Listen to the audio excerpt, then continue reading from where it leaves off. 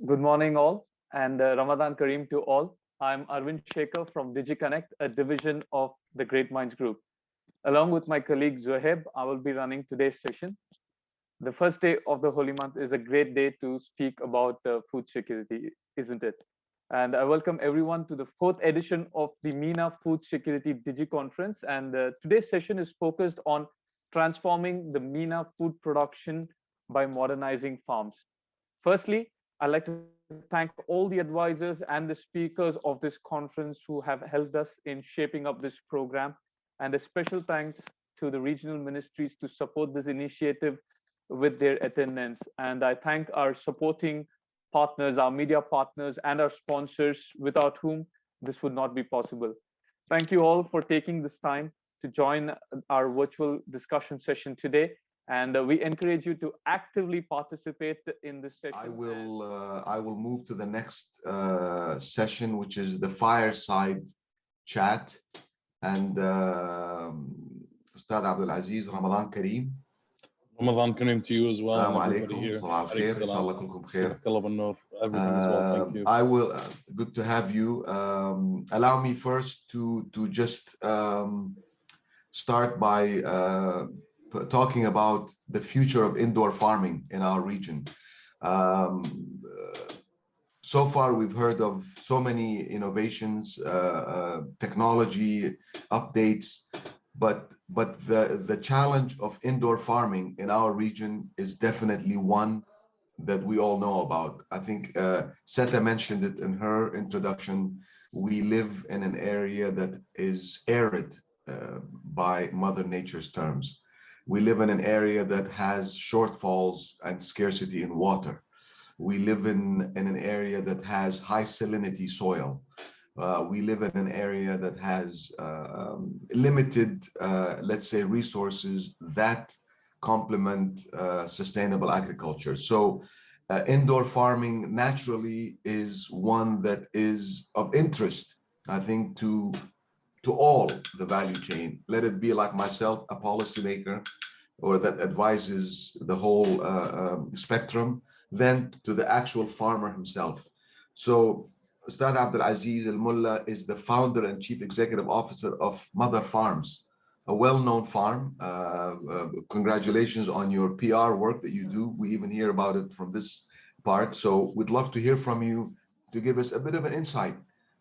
Indoor farming, as I said, could be the future. How you describe it, how you catalyze it. Indoor farming, we hear of vertical farming that could be done indoor. So I leave the floor to you. Abdulaziz, over to you. Thank you very much, Khan. Much appreciated for a warm introduction, and thank you for having me here. It's a pleasure. Assalamu alaikum, Ramadan Mubarak all. You touched, honestly, some great panels that we saw before, and the burning platform or the problem has already been established. I think we take a step back and we think to ourselves, it's not just a question of limited resources or less efficient resources, but the integration between technology and agriculture really hasn't been adopted or accelerated much until very recently. Today we call it the fourth agricultural revolution, because over the last 100 years, all we've focused on is producing more, commercializing it, without a real thought about long-term sustainability and how does it play across different parts of the value chain. And what ended up happening is we created the world that we're talking about today. The wonderful thing about indoor farming, and just a quick primer for those who aren't as familiar with it, it allows us to utilize growing methods like hydroponics or aeroponics or aquaponics. And at Madar Farms, we use hydroponics, which means that we have an opportunity to go indoors. But by going indoors, we also have an opportunity to optimize growth by controlling the environment. And what this means is we're introducing IoT, we're introducing new devices and new software that actually allow us to optimize the environment for the plant growth in a way where we completely control oxygen, carbon dioxide, temperature, pH, EC, all the growing methods. At the same time, by going indoors, we're able to protect the environment. We eliminate the need for insecticides or pesticides. We're able to locate locally and be able to grow without preservatives. I think most importantly, and what's of most interest to people here today, is we're able to grow in places we couldn't before. We're able to grow things that weren't able to be grown before. And we're able to do it in a way that's much more sustainable. There are limitations to indoor farming, but the key takeaway is, how do we do it at a holistic level? For these degrading and decreasing arable lands and assets that we are dealing with, we should be much more strategic about our deployment and what we grow there and how we grow there. And indoor farming provides a promise to create a whole new land bank that previously we never even considered. So today at Madar Farms, we're growing fruits and vegetables in a warehouse, in a place that's in an industrial zone, something that is not what one would conceive when they walk into an industrial zone, but it allows people to free up those precious resources, and it allows us to increase the local supply chain in a much more viable and long-term sustainable way. That's exactly, yeah, that's really very interesting. The other thing that you have an advantage with, if I may, is that you have the seasonal supply also, because the UAE enjoys beautiful autumns and winters, and you are in a position to supply countries even within the region, and maybe even as far as Asia, because you're in such a hub. You know, the UAE is. I spent 6 years in the UAE, so I know it well. It's the location is really fantastic in the sense of suitability and accessibility. You have access to such a diverse market. You have the market to your east, which is Asia, which is very close to you. You have markets to the rest of the Middle East, what we call the Near East.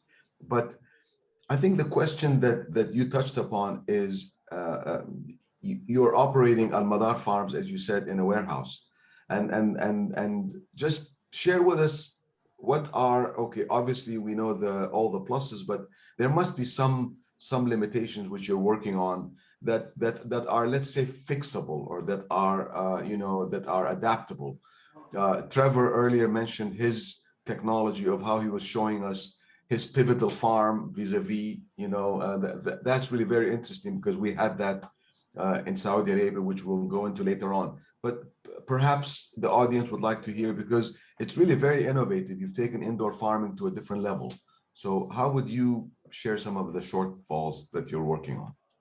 Absolutely, and I think it's a question I love to address, because sometimes the PR coverage and sometimes the news coverage tends to be overly rosy or overly optimistic.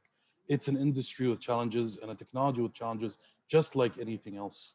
As far as the technology itself, the technology has been around for, quite frankly, decades. Hydroponics is nothing new. IoT is nothing new. It's really bringing them together, the intersection there. And the challenge we face very much is around awareness and knowledge. Today, for example, our R&D center, two of its prime functions is to widen our crop selection, and in order to optimize our growth yields. We're starting from a very, very low point, because this industry of indoor farming is very much nascent at the global level. There is no gold standard. There is no Netflix or Google of the space. And that puts the kind of onus on ourselves and on the early players to be able to develop it and kind of go through those learning hurdles. And, when we first started a few years ago, it was just me and a couple of the guys in a sand plot. We were facing issues such as, how do we manage our hygiene control? How do we make sure, because we're not using those chemicals, how do we make sure that we're not introducing pathogens from the outside? Today, we're HACCP certified, and the way we've designed our facility from those very painful learnings is to design it almost like a hospital. In terms of our R&D itself, it's not like there's an open source or a land resource or a knowledge resource that we can go to, but rather it's about knowledge creation. And when you were talking about exporting to the East and all the markets that we have access to, it is very true, but we don't think of it as exporting a product. In fact, if anything, our value proposition is to be as close as possible to distribution centers, as close as possible to the customer. And so instead, as we look abroad and we look to foreign markets, we look at it as exporting our knowledge. And that is, quite frankly, the biggest challenge we face, is developing that knowledge and raising awareness alongside that. Again, one of the things we did was introduce a program called Sustainable Futures. We actually created our own content. It's a curriculum that we've launched in schools within modules, and today kids are able to farm. Being able to give them the opportunity where you ask them, where do your vegetables come from? And in this region, the answer is predominantly the supermarket. And being able to empower them with on-the-hand experience and have that knowledge transfer, have that awareness happen at such an early stage, that is where our learnings and where we look to kind of tackle the main problems. That's very commendable of you to go to the level of the education stratus, because that's really where the future, you're investing in the future there. The question I want to just put forward is twofold. One is you have obviously an approach of farm to fork, because that's what you are dealing with. And the second question, Abdulaziz, there are many small startups like yourself sprouting in the UAE. We even hear it in the media, we hear it everywhere. How does that fit in with your business plan? You know, you naturally must have a business plan there somewhere. You are looking at the educational side, which is very commendable, because that's the good social citizen that is going to the educational side. But then at the same time, you need to survive in the sense of, you know, how do you advocate, or how do you mix and match, you know, the farm to fork vis-a-vis competitiveness? Absolutely. And I think we're in a very unique position to address that. I'll start off just talking about our vision and why we started the company. We saw a problem. It's the same problem that we all see here today.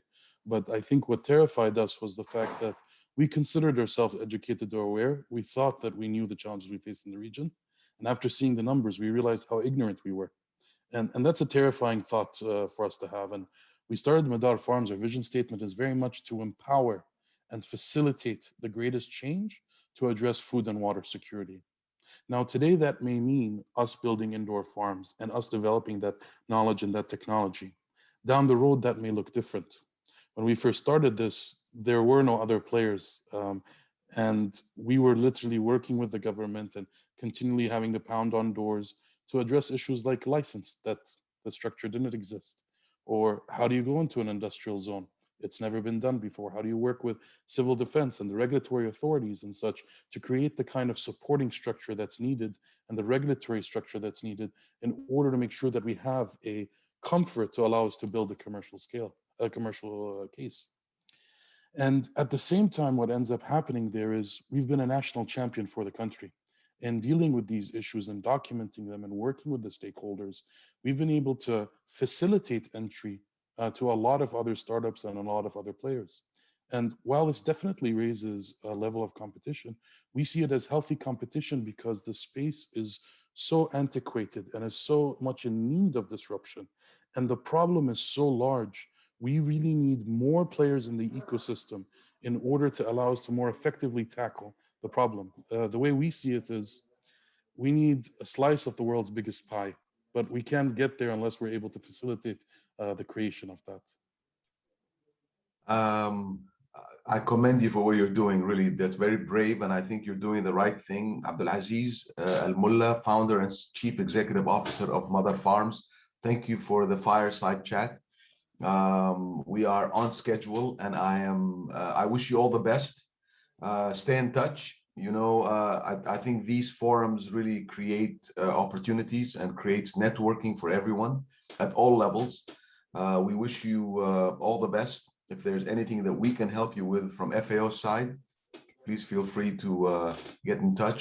We always promote small farmers and small scale agriculture as a whole, because this is really the foundation of agriculture and sustainability. So we wish you all the best. Once again, Ramadan Kareem, and نتمنى لك كل الخير والتوفيق. Thank you for your time. And you as well. Thank you very much for having me, and thank you everybody for attending. I hope you have a productive rest of the day, and thank you again for the host. Thank you, Abdulaziz.